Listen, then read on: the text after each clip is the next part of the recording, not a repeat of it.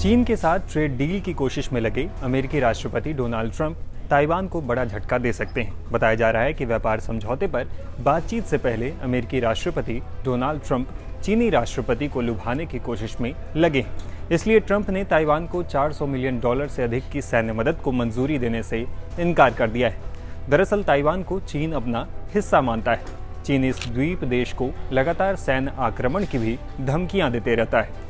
संभावित हमलों के डर की वजह से ताइवान को अमेरिकी सैन्य सहयोग मिलता रहा है। अब तक ताइवान इस पर काफी हद तक निर्भर भी रहा है, लेकिन अब लग रहा है कि ट्रंप चीन से डील के लिए ताइवान को बलि का बकरा बना सकते हैं। ये जानकारी अमेरिकी media house the Washington post ने अपनी एक रिपोर्ट में दी है। रिपोर्ट में सूत्रों के हवाले से बताया गया है कि ताइवान को मिलने वाला पैकेज $400 मिलियन से अधिक का था। ये पैकेज ताइवान को पहले मिली सैन्य मदद की खेप से कहीं अधिक घातक होता। इसमें गोला बारूद और ऑटोनोमस ड्रोन शामिल थे। व्हाइट हाउस के एक अधिकारी ने कहा है कि ताइवान को मिलने वाले इस पैकेज पर अभी अंतिम फैसला नहीं लिया गया है। वहीं ताइवान के विदेश मंत्रालय ने सीधे तौर पर इस रिपोर्ट पर तो प्रतिक्रिया नहीं दी, लेकिन कहा कि ताइवान और अमेरिका के बीच अलग अलग मामलों पर, खास तौर से सुरक्षा के मुद्दे पर गहरे संबंध रहे हैं। मंत्रालय ने कहा, अमेरिका लंबे समय से ताइवान की रक्षा क्षमताओं को मजबूत करने में सहयोग करता रहा है। इस इलाके का एक जिम्मेदार सदस्य होने के नाते ताइवान दृढ़ संकल्पित है कि वो अपनी आत्मरक्षा क्षमताओं को बढ़ाए, अमेरिका और दूसरे मित्र देशों के साथ सहयोग करे, किसी आक्रामकता को मिलकर रोके, क्षेत्रीय शांति और स्थिरता सुनिश्चित करे। बता दें कि अमेरिकी सेना लंबे समय से ताइवान की रक्षा में अपने रिसोर्सेज लगाती रही है, क्योंकि चीन की PLA यानी पीपल्स लिबरेशन आर्मी तेजी से अपनी ताकत बढ़ा रही है। चीनी आर्मी ताइवान के आसपास के इलाकों में समय समय पर जटिल सैन्य अभ्यास भी करती रही है।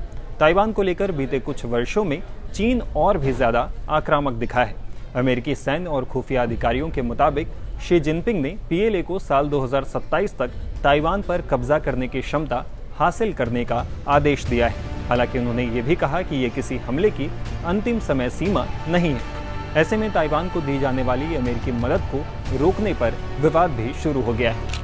पूर्व पेंटागन अधिकारी डैन ब्लूमेंथल ने कहा कि वहां अमेरिका की मजबूत पकड़ में ढील देने का ये बिल्कुल गलत समय होगा। दरअसल ट्रंप ने हमेशा लेन देन पर आधारित विदेश नीति की वकालत की है। वो सहायता के तौर पर किसी देश को हथियार भेजने के पक्ष में नहीं दिखे हैं, जैसा कि पहले की अमेरिकी सरकारें करती रही। अब बिना पेमेंट के ट्रंप सरकार किसी देश को हथियार देने के पक्ष में नहीं दिखते हैं। ये नीति उन्होंने यूक्रेन पर भी लागू की। वहां उन्होंने सुरक्षा मदद रोक दी और इसके बजाय यूरोपीय देशों को अमेरिकी हथियार खरीद कर यूक्रेन को दान देने को कहा।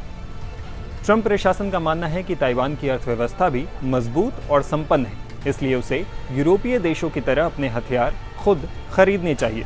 बीते महीने एंकोरेज में अमेरिका और ताइवानी रक्षा अधिकारियों के बीच एक बैठक भी हुई। इसमें दोनों पक्षों ने अरबों डॉलर के हथियार सौदे पर सहमति जताई।